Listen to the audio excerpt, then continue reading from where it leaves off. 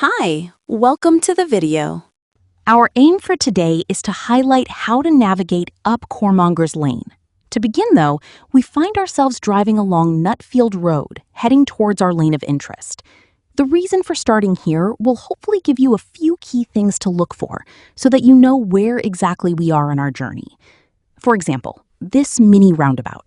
It's very simple, but not so easy to see to the right for giving way.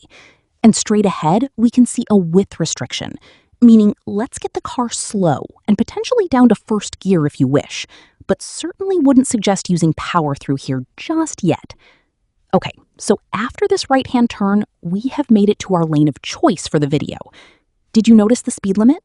It said national speed limit, 60 miles per hour because it's a single carriageway. But calm down, we will not be getting anywhere close to those numbers on this road, and the examiners will be thinking the same, so don't panic. This road sign on the left indicates what to expect multiple times on this lane. Narrowing of the road.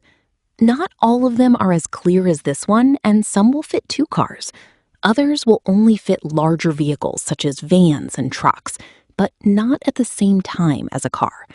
So the second narrowing sometimes catches learners and other road users out because it's not clear. A quick glance at the curb on the left gives it away as it angles into the middle of the road.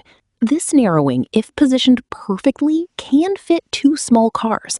But on your test, is it worth the risk? So my suggestion is to wait if a car is already using the narrowing.